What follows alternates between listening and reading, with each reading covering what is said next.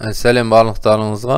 Бұл видеода 2023-24 оқу жылында өткен ауыл олимпиадасы математика пәні 10 сынып 1 кезең 13 есепті шығарамыз. Өз 5-ке бөлінетін және цифрларының қосындысы 7-ге бөлінетін барлық екі таңбалы сандардың қосындысын табыңыз дейді. 5-ке бөлінетін болса, ол екі таңбалы сан, екі таңбалы санды А-Б түрінде жазуға болады.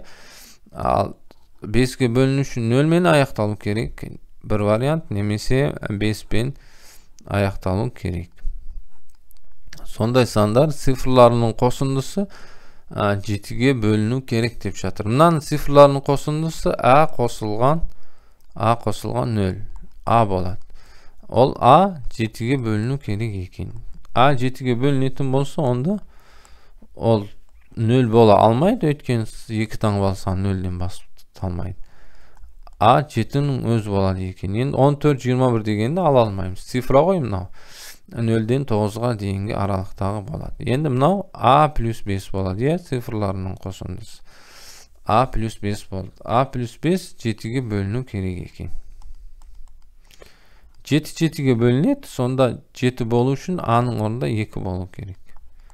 А-ның орнында 2 болу керек. Тағы да 14 бөлінеді. 14 шығу үшін А-ның орнында 9 тұру керек. 21 бөлінеді, бірақ ол мына А 2 таңбалы сан болып кетеді екен, 16. Сонымен болды барлығы сол сандар. Сонда А-ның орнында 7 тұр. Мына жерде 0 бар. 70 бөлінеді екен. 70 5-ге бөлінеді, цифрларының қосындысы 7-ге бөлінеді. Тағы да А 5 деп тұр. А-ның орнында 2 тұр. 25 5-ге бөлінеді, қосындысы 7, ол да 7-ге бөлінеді. Тағы да 95. Сонда екі таңбалы сандардың қосындысын тап деп жатыр, сондықтан қосып жатырмыз. 120 190 болады екен жауап. А нұсқасы дұрыс болды.